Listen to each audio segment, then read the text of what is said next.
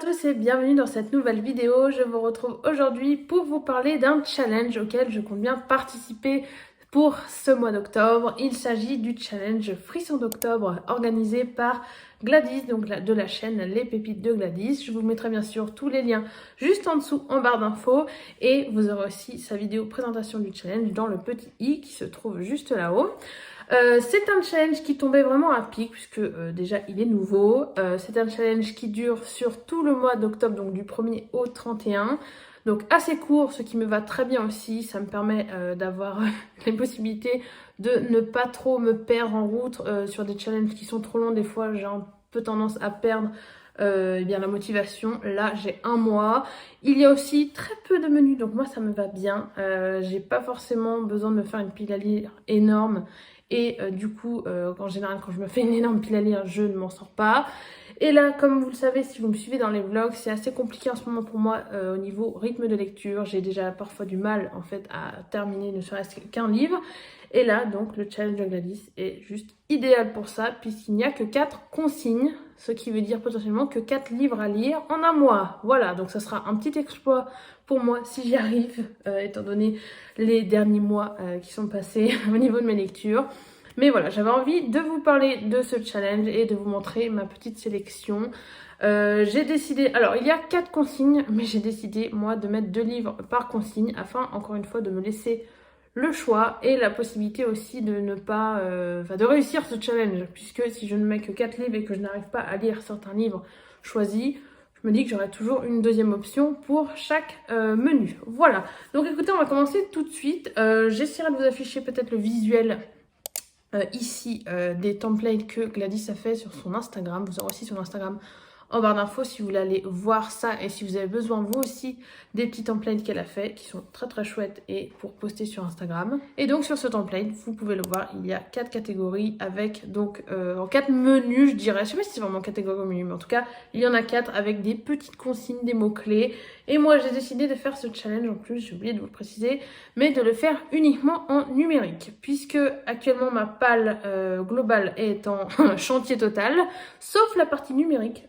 Vu qu'il y en a beaucoup moins dans ma pile à lire numérique, j'ai pu faire un tri et voir exactement, avoir une vision claire en tout cas de ce qu'il y a dedans. Et je me suis dit, bah, pourquoi pas commencer par vider ma pile à lire e-book avant d'attaquer la pile à lire papier, sachant qu'elle n'est pas encore triée, ça sert à rien. Et j'ai pas envie de me priver du challenge qui se déroule en octobre, alors que j'ai pas fait ce tri. Donc on va taper dans la pile à lire numérique. J'ai bien sûr ma petite Kobo qui est ici. Je lis un résumé que je vous lirai parce qu'il est tellement bien fait que moi je veux pas vous abîmer ça entre guillemets. Voilà, écoutez, on va commencer tout de suite donc avec la première catégorie qui est la catégorie créatures de la nuit. Et pour celle-ci, il faut choisir des lectures avec des vampires, des démons, des fantômes et des métamorphes. Et là, j'ai décidé en premier lieu de choisir Les Loups de Riverdance, le tome 1, Lucas de H.V. Gabriel. Donc c'est un livre qui est depuis très longtemps dans ma pile à lire numérique. C'est un MM et ici on va avoir vraiment clairement des métamorphes puisqu'on a affaire à des loups-garous. Je sais qu'il y a des loups-garous mais je ne sais pas s'il y a d'autres créatures. Je sais juste qu'au niveau du résumé on va suivre Lucas qui est en fuite. Il est en fuite et puis à un moment il va décider quand même de se poser et d'essayer un peu de lâcher prise. Le problème c'est que son passé va ressurgir et apparemment un ennemi, je ne sais pas qui, quand, quoi, ni rien, mais cet ennemi va commencer un petit peu à massacrer ses proches et il devrait apparemment être un petit peu secouru ou sauvé, ou en tout cas il va être aidé par un homme qui s'appelle Marcus qui n'est autre qu'un loup-garou. Voilà, je ne sais pas si Lucas en est un aussi, mais je crois qu'il y a un petit enemies to lovers si je ne dis pas de bêtises. En tout cas, j'ai vraiment hâte de découvrir ça. Ça fait tellement longtemps qu'il est dans ma palle qu'il faut vraiment que je le sorte et que je découvre cette saga. Je crois qu'elle est assez courte en plus. Je me demande s'il n'y a pas 4 ou 5 tomes, un truc comme ça. Donc voilà, ce sera bon. Le problème de ce challenge, vous allez le voir, c'est qu'il y a pas mal de tomes 1. Mais c'est pas grave, si j'arrive à les lire, ça sera déjà génial et c'est ça qui compte. L'autre livre que j'ai sélectionné pour ce menu, c'est McCorbin, le tome 1. encore demain, comme je vous l'ai dit. Le tome 1, Lettre écarlate d'Anne Bishop. Alors ça, c'est un livre que j'ai vu en ce moment sur pas mal de chaînes, notamment celle de Solène, de Librement Addict. Je vous mettrai aussi son lien en barre d'infos. Elle a lu récemment, je crois, je sais plus si c'est les deux ou les 3 premiers tomes. En tout cas, elle a adoré. Moi, c'est une saga que j'ai aussi depuis très longtemps dans ma pile à lire suite à une petite opération Brajlon. Donc voilà, je me dis c'est pareil, ça a l'air tellement bien, c'est de la beat lit assez, je peux pas dire classique non, puisque là on est face à une héroïne qui est prophétesse de sang. Donc là au niveau des trigger warnings, je pense que vous devriez éviter ce livre si vous avez du mal avec les sujets comme l'automutilation, puisque Meg Corbin, l'héroïne, donc comme je l'ai dit, est une prophétesse de sang, et pour exercer son don, elle doit se mutiler et donc s'inciser la peau pour avoir des visions de l'avenir. Voilà, donc c'est un don qui malheureusement n'est pas très... elle est très recherchée pour ce don-là, elle a été beaucoup utilisée dans le passé et là elle en a marre, donc si j'ai bien compris, elle va aller se cacher dans une communauté pour éviter qu'on la retrouve et qu'on l'utilise. Une communauté, alors je crois, je sais pas s'il y a des humains ou pas, mais en tout cas, voilà, je sais qu'il y a d'autres créatures que des humains, ça c'est sûr, et puis elle, je pense pas que ce soit une métamorphe, mais je sais qu'elle va avoir affaire en tout cas à des créatures, peut-être vampires, en tout cas démons, je ne sais pas. Au pire, je découvrirai. Et ça se trouve, ce sera pas du tout raccord avec cette catégorie. Mais bon, si c'est bien, ça sera aussi... c'est pas hyper grave, hein, je pense. Ce qui compte, c'est que je lise, comme je vous l'ai déjà dit. Donc voilà, on verra bien ce que ça donnera. Je passe maintenant à la catégorie numéro 2. Et celle-ci s'appelle Même pas peur. Et là, il faut lire une lecture qui a du paranormal ou qui se passe dans des lieux hantés, où il y a un petit peu de thriller ou éventuellement des personnages malveillants. Là, j'ai choisi tout d'abord Smoke and Mirrors, le tome 1 de, donc c'est La Cité des Mirages, de Lily Haim et Rowan Lockhart. Pareil, bon, je ne vais pas vous le dire à chaque fois, mais la plupart des livres que je vais vous présenter ici sont dans ma pile à lire numérique depuis longtemps, je dirais plus de 4 ans, au moins. Voilà, donc celui-ci, c'est le cas, ou en tout cas 2-3 ans, mais ça fait un bail. C'est aux éditions Milady aussi. C'est un MM. Ce qui n'est pas le cas de Meg Corbin. Je crois pas que ce soit forcément une romance, mais voilà, il n'y a pas de... c'est pas une lecture LGBT du tout, alors que là, on est vraiment sur une romance MM. Et ici, moi, c'est surtout celui-là, je l'ai choisi pour le côté paranormal, puisqu'on va suivre 2 hommes, je ne sais plus leur prénom, je suis désolée. L'un est chasseur, donc ce qu'ils appellent keeper. Il est chasseur d'âmes, donc il doit partir à la poursuite d'un homme, donc un humain. Et il doit lui voler son âme. Alors, je ne sais pas comment, en quoi ça consiste, pourquoi, comment il fait ça, quel est le but. Mais le truc, c'est que notre héros va tomber sur cet humain à qui il doit voler son âme. Le problème, c'est qu'il va tomber sous le charme de cet homme. Voilà. Donc, bon, ça paraît assez classique comme romance. Mais je trouve que c'est... en tout cas, la mythologie autour de cette histoire de keeper, de voleur d'âme, je sais pas, ça m'intrigue beaucoup. Donc, j'ai vraiment hâte de le découvrir. Et puis, ça fait... je crois qu'il y a quand même 3-4 tomes aussi, donc, et c'est une série terminée. Donc voilà, même si je me lance, au moins je pourrais enchaîner avec la suite. Et le deuxième livre que j'ai choisi pour ce menu, c'est Seul dans l'espace de S.K. Vaughn. Et ici, on est plutôt sur de la diversité corporelle, puisque notre héroïne est métisse. Elle a une maman noire et un papa blanc, si je dis pas de bêtises. Et de toute façon, vous pouvez le voir sur la couverture. Voilà, c'est pas la première chose forcément qui m'a attirée, mais j'ai trouvé que quand j'ai su, en tout cas un peu plus, quand j'en ai su un peu plus sur l'histoire, j'ai trouvé que c'était très bien aussi que je lise un peu plus de livres sur la diversité corporelle, parce que diversité LGBT, vous en avez déjà vu sur la chaîne, mais pas forcément au niveau de la diversité corporelle, et quitte à être raccord avec l'élargissement de ma chaîne que j'ai fait récemment. Voilà, on est bien. Seule dans l'espace, donc l'histoire c'est celle de May Knox, la commandante May Knox qui est perdue dans l'espace, littéralement, puisqu'on est en 2067. Elle est commandante d'un vaisseau spatial qui est en orbite, on ne sait pas où, on ne sait absolument pas où. C'est la seule humaine présente à bord. Les seules personnes avec qui elle parle sont des intelligences artificielles. Et elle comprend pas trop ce qui s'est passé, elle se réveille et elle comprend pas. Voilà, elle est toute seule, personne ne lui répond. Les intelligences artificielles non plus ne savent pas trop ce qui s'est passé. En tout cas, elle va essayer de tout faire pour comprendre s'il y a eu une panne, s'il y a eu un incident. Et il se trouve qu'il y a eu bel et bien un incident, mais il se pourrait que cet incident ne soit pas forcément involontaire. Et du coup, eh bien, sa seule chance de survie, c'est de faire appel à un scientifique de la NASA qui est resté sur Terre et qui supervisait la mission depuis la Terre. Et ce scientifique n'est autre que son ex-mari, qui s'appelle Steven Knox. Voilà, donc ex-mari, elle vient de se séparer de lui. Je sais pas trop ce qui va se passer, mais ça va être sa seule bouée de sauvetage, donc elle va être un peu guidée par lui pour essayer de s'en sortir, et je ne sais pas si elle va s'en sortir, mais là, ce côté thriller huis clos, je trouve qu'il est parfait pour ce menu-là, et je sais pas, moi j'ai très envie de lire un petit peu de SF avec, bon c'est un huis clos mais dans l'espace, donc c'est un petit peu contradictoire. Mais voilà, je pense que vous comprenez un peu l'idée de l'enfermement, de l'angoisse que ça peut générer. Donc c'est pareil, je pense que si vous êtes claustrophobe, c'est peut-être pas une lecture que je vous conseillerais. Ensuite, je passe à la troisième catégorie menu, à chaque fois je me trompe, je ne sais jamais, qui s'appelle 6 pieds sous terre. Et là, il faut lire une lecture avec soit des revenants, de la clairvoyance ou de la nécromancie et là, je choisis tout simplement de lecture avec des zombies. Voilà, le premier que j'ai envie de lire, c'est un que j'avais tenté de commencer à lire, mais j'ai lu, je crois, 8 pages, un truc comme ça, et finalement, je me suis dit, ah, c'est peut-être pas le moment, mais ça, c'était il y a quelques semaines, donc là, pour le challenge, peut-être que je vais arriver à me remotiver. Il s'agit de This Is Not a Test, le tome 1 de Courtney Summers. C'est un livre en VO, c'est pour ça que c'était un peu compliqué il y a quelques semaines. Mais le niveau VO est pas forcément compliqué, c'est juste que j'étais peut-être pas dans le mood à l'époque. Et là, franchement, l'histoire a l'air vraiment cool et le peu que j'avais lu était quand même très bien. On va suivre, je crois que c'est Sloane, si je ne dis pas de bêtises. Vraiment, les noms aujourd'hui m'échappent complètement.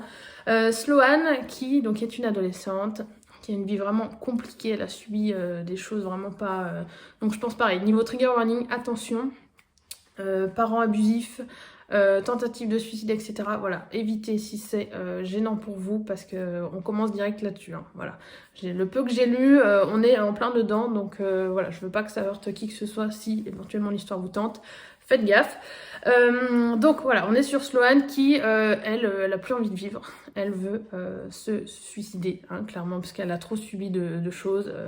On n'en sait pas trop au début, mais je pense qu'on en saura plus par la suite.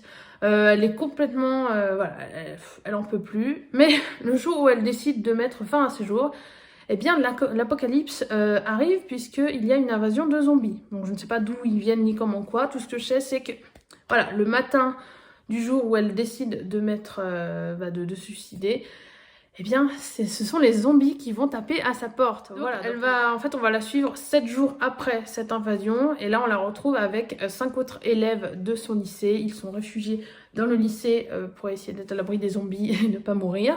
Et justement, elle va être confrontée à ces 5 autres personnes qui, elles, n'ont qu'une envie, c'est de vivre et survivre et ne pas se faire bouffer.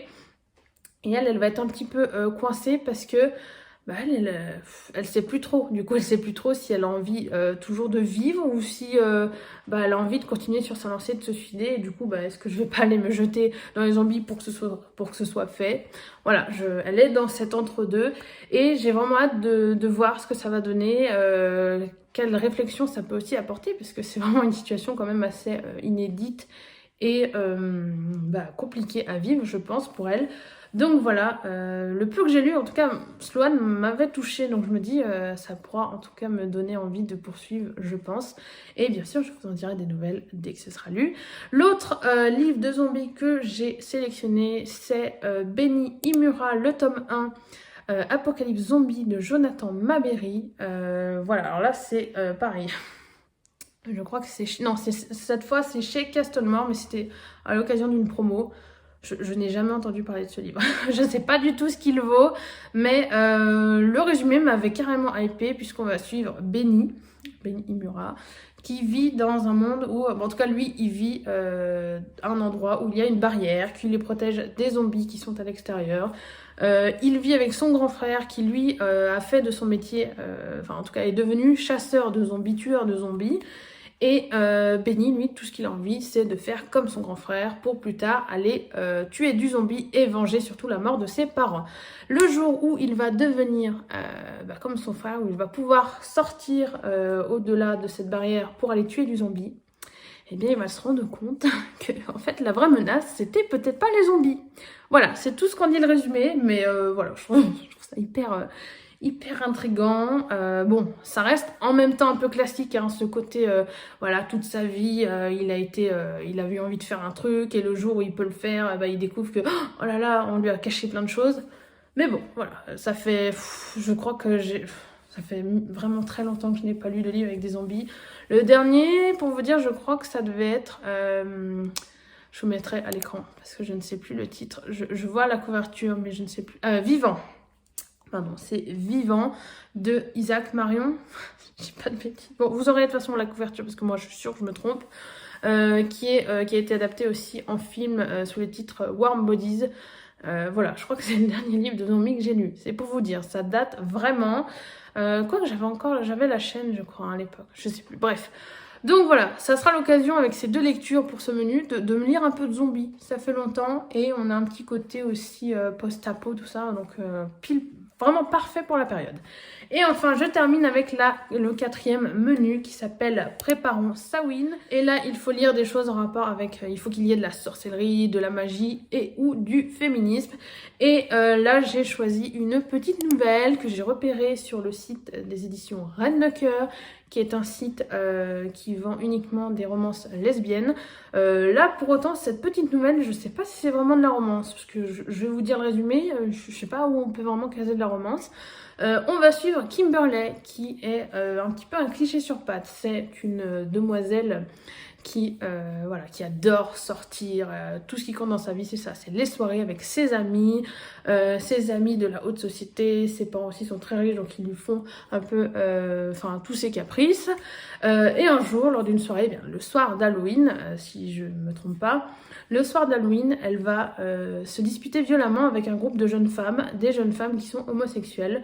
Et Kimberley, donc je sais pas exactement ce qu'elle va dire, mais j'imagine qu'elle est homophobe. Et du coup, une de ces demoiselles va menacer Kimberley. Et Kimberley, sur le coup, elle dirait c'est ça, moi, peu importe, je m'en fiche de ta menace, j'en tiens pas compte. Elle va aller se coucher. Mais le lendemain matin, elle va se réveiller dans le corps de cette demoiselle qu'elle a insultée et qui l'avait menacée.